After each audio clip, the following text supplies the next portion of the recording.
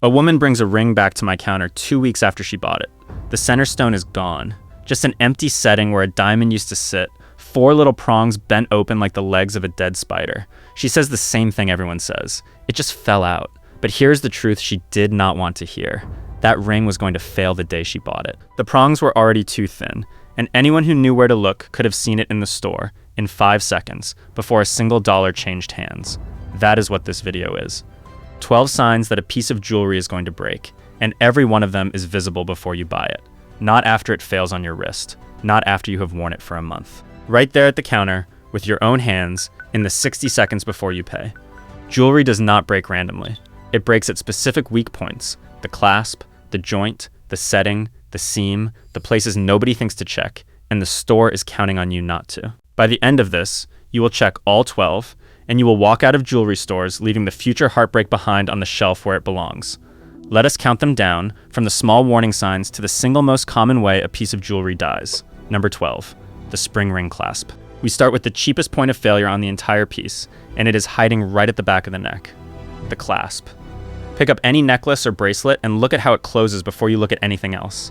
If it uses a spring ring, that tiny hollow circle with the little sliding tab you push with your fingernail, you are looking at the first thing that will break. A spring ring costs a manufacturer around 30 cents. The little spring inside fatigues, weakens, and stops closing all the way, and one day the necklace is simply gone off your neck and you never felt it fall.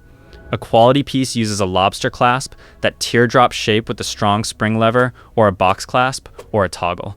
Those hold under tension and last for years. Here's the tell that matters. If a brand charges you $200 for a necklace and finishes it with a 30-cent spring ring, they're telling you exactly where they stopped caring. The metal on the chain might be real, but the engineering stopped the second it started costing them money. Look at the clasp first. It is the fastest read in the store. Number 11, the unsoldered link. Now follow the chain itself. Pick it up, hold it at eye level, and look at the individual links one at a time.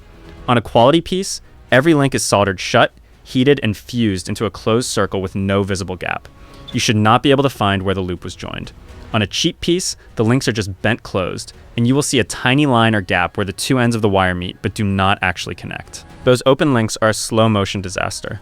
Under the weight of the chain and a pendant, they stretch. They pull open at that gap, and the chain fails. And there is a hidden version of this. Even on links that look soldered, a fast factory solder can be porous and brittle, full of tiny air pockets that give way under almost no stress. You cannot always see porosity, but you can see an open link, and one open link tells you the whole chain was built to a price. Run your eye down the chain. One gap condemns the piece. Number 10, the kinked link. Here is one almost nobody checks, and it takes 3 seconds. Run the chain slowly through your fingers, letting it drape naturally. You are watching for one thing: a spot where the chain does not lie flat, where a link sits twisted or kinked out of line with the rest. That kink is not cosmetic. It is a permanent stress point built into the piece before it ever reached the case. A chain wants to hang in a smooth line, and where there is a kink, the metal is already bent and weakened at that exact spot. That is precisely where it will snap. Not maybe. There. A chain that breaks always breaks at its weakest point, and a visible kink is the weakest point announcing itself out loud. If you run a chain through your fingers and one link fights you, refuses to fall in line with the others, put it down. You have found the break before you paid for it. Number 9, the open jump ring. This is the single most common repair in the entire jewelry world, and it hides in the one spot that carries the most weight. Look at where the pendant attaches to the chain, and where the chain attaches to the clasp. Those little connector rings are called jump rings, and they are the number one thing that fails on finished jewelry, period. Here's why they are so deadly.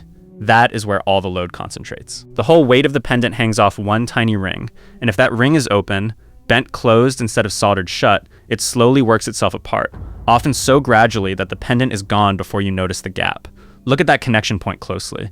If the jump ring holding your pendant has a visible seam where it was never soldered, understand what you are being sold. A pendant on a countdown to falling off. This is the exact spot to put your eye, because this is the exact spot the piece is most likely to die. Number 8, the glued-in stone. Now we get to the stones, and this is where the money is, so this is where the shortcuts hurt most. Look closely at the base of the stone, right where it meets the metal. If you see a thin line of clear or slightly yellowed residue around the edge, or a faint glossy film in the seat, that stone is not set. It is glued. Real stones and real jewelry are held by metal. Prongs, a bezel, beads, actual structure shaped to grip the stone. Glue is what high-volume costume manufacturers use because it is fast and cheap, and adhesive does not survive daily wear. It breaks down with heat, water, lotion, and time, and then the stone drops out and is gone. Now, one honest exception, because this channel does not lie to you to make a point. Pearls and opals are often glued, even in good jewelry, because a pearl has no facets and no girdle for metal to grip, so a hidden peg and adhesive is the correct method. But a faceted stone, a crystal, a cut gem sitting in a blob of glue instead of a proper setting, that is a stone with an expiration date. Look at the base. Metal holds. Glue lets go. If even one of these has changed the way you will look at a piece in a case, subscribe. The next 4 are the ones that cost people the most, because from here on, we are not talking about the chain anymore. We are talking about losing the stone. Number 7, the thin or worn prong. Back to that heartbroken woman and her empty setting. This is the sign that would have saved her. Look at the prongs, those little metal claws bent over the top of the stone to hold it down. On a well-made piece, each prong sits tight against the stone, with a visible bead of metal curling over the edge, and all of them are even and substantial. On a piece built to fail, the prongs are too thin, too short, flattened, or stretched, and some do not quite touch the stone at all. Prongs are under attack every single day. They catch on clothing, they knock against every surface you touch, and thin ones bend, wear down, and eventually let go. Here's the 5-second test, and it works on any stone in any setting. Hold the piece right up next to your ear and gently shake it. If you hear the faintest rattle or tick, the stone is already loose in its seat, and that piece should never leave the store. A secure stone is silent. A rattle is a stone on its way out. Number 6, the hollow build. Pick the piece up and weigh it in your palm. Real gold, real silver, real solid metal has a density you can feel, a piece that feels heavier than it looks. Now, some pieces feel suspiciously light for their size, light and airy, almost empty, and that is because they are. It is called hollow construction, a thin shell of metal with nothing inside, and manufacturers use it to make a big, impressive-looking piece out of almost no material. The problem is a hollow piece has no structural strength. Press gently on a hollow bangle or hoop, and you feel the wall flex under your thumb. And once you dent hollow metal, it is done. It creases, it cracks at the crease, and there is no real way to repair a collapsed shell. A solid piece takes a knock and shrugs. A hollow one caves in. If something feels far too light for how big it is, and the surface gives under light pressure, you are holding a piece that is one bump away from a permanent dent.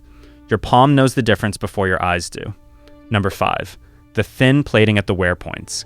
This one you predict by looking at where the piece rubs. Plating is a microscopically thin layer of good metal over cheap base metal, and its whole life is a countdown to wearing through. But it does not wear evenly. It always fails first at the friction points, so those are exactly where you look before you buy. On a ring, look at the inside of the band and the underside, where it rubs all day. On a bracelet, look at the clasp and the high points that catch on your desk and sleeve. If the plating already looks thin there, or slightly different in tone, the piece is telling you where it will wear through first, and it gets there fast, sometimes in weeks. Once plating wears through at a friction point, you are wearing the dull base metal underneath, and on a lot of pieces that means a green mark on your skin, and a piece that cannot be restored, only replated at a cost higher than it is worth.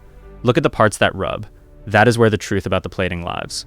Number 4, the loose hinge. Anything that opens has a hinge, and a hinge is a machine, and a cheap machine wears out fast.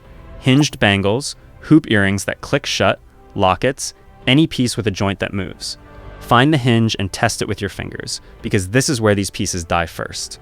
On a quality piece, the hinge moves smoothly and closes with no wobble, no grinding, no side-to-side play. The pin inside is tight, and the two halves line up perfectly. On a cheap piece, the hinge feels loose the moment you touch it. Push gently sideways on the joint, and if you feel it rock or shift laterally, that play only gets worse with wear, never better. Within months, that hinge either seizes up or loosens until the piece pops open on its own and falls off. Here is the test. Open and close it 5 times slowly. It should feel exactly the same on the 5th as it did on the 1st. If it gets looser, rougher, or sloppier as you work it, the mechanism is already failing in your hand. Imagine it after a year. Number 3, the cheap pave. Pave is that gorgeous surface of dozens of tiny stones set close together, each one held by minuscule beads of metal, and when it is done well, it looks like the piece is paved in light. When it is done cheaply, it is a slow leak of falling stones. Look closely, ideally with the little loop every serious buyer should carry, at how uniform the tiny stones are. On good pave, the stones are even, the beads holding them neat and identical, and the surface reads like a smooth field of sparkle. On bad pave, the surface looks lumpy, some stones sit crooked, some beads barely there. Those tiny beads are the entire thing holding each stone, and on a cheap piece they are too small, poorly formed, set into soft metal. They wear down, they snag, and once one goes, the stone drops, and its neighbors quickly follow. Pave is not a look. It is microengineering, and cheap microengineering fails one stone at a time until your sparkling field has gaps in it. If the pave looks uneven under close light, it is already leaking. Number 2, the sharp edge. This one takes 2 seconds, and it tells you about the whole piece, not just one spot. Run your fingertips slowly along every edge. The inside of a ring band, the edges of a pendant, the back of a brooch, the tips of the prongs. Quality jewelry is smooth everywhere, including the surfaces nobody ever sees. If you feel any sharpness, roughness, or unfinished burr, you have learned something bigger than that one edge. Finishing is the final, most labor-intensive stage of making jewelry, the polishing that happens after everything is assembled. A sharp edge means the maker skipped that stage. And here's the logic that makes this a killer sign. If they skip the finishing you can feel, they skip the things you cannot feel too: the proper soldering, the secure setting, the quality control at the bench. A sharp edge is not just a comfort problem. It is a confession that corners were cut everywhere. Good jewelry never cuts you. If it does, it is telling you what else went wrong. Number 1, the thin shank. And the number 1 way jewelry dies, the single most common structural repair a jeweler sees, and almost nobody checks it before they buy. Turn the ring over and look at the bottom of the band, the part that sits under your finger, out of sight. That curve of metal at the very bottom is called the shank, and it is where rings break, full stop. Here's why it is number 1. That bottom curve takes every squeeze, every grip, every knock your hand delivers all day long, for years. On a well-made ring, the shank is a consistent, substantial thickness all the way around. But on many rings, especially cheaper ones and delicate ones, the metal at the bottom is noticeably thinner than the top, sometimes worn or made down to almost nothing to save gold. That thin shank flexes every time you grip anything, and metal that flexes over and over gets brittle and cracks. This is metal fatigue, and it is the classic way a ring finally snaps clean in half at the bottom. Before you buy any ring, flip it over and look hard at the bottom of the band. If it looks thin, tapered down to a wire where it should be solid, you are not looking at a ring. You are looking at a break that has not happened yet. So what ties all 12 of these together? Every single one is a weak point that was built into the piece before it ever reached the display case, and every single one is visible or testable with nothing but your own hands and eyes in the store. The clasp, the links, the kink, the jump ring, the glue, the prongs, the weight, the plating, the hinge, the pave, the edges, and the shank. 12 checks, 60 seconds, and you never take the heartbreak home. But let me be straight with you, the way this channel always is. Not every one of these signs is an automatic death sentence on its own. A slightly thin shank on a ring you wear once a month is different from one on a ring you never take off. Glue on a pearl is correct, glue on a diamond is a crime. The point is not to walk out of every store empty-handed. The point is to know exactly what you are trading when you buy, so the decision is yours and not theirs. And here is where the real protection lives, and it is the same answer as every video on this channel. A good independent jeweler will catch these things before they fail. They will tighten a loose prong before the stone is gone, reinforce a thin shank before it cracks, resolder a link before the chain drops. A quick inspection once or twice a year costs almost nothing and saves the piece. The store that sold you a spring ring on a $200 necklace will never call you to check it. The jeweler who made your ring by hand will remember it for the rest of its life. The whole secret is this: jewelry does not break by accident.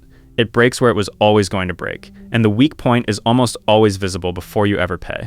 Turn the piece over, shake it by your ear, run your finger along the edges, check the bottom of the band. 60 seconds of looking is worth more than any warranty, any service plan, any promise from behind the counter. Now tell me in the comments, which of these 12 signs have you been burned by before? The clasp that failed, the stone that vanished, the band that snapped. I read every one. And the next time you are standing at a jewelry counter, you will not see a pretty piece under a warm light.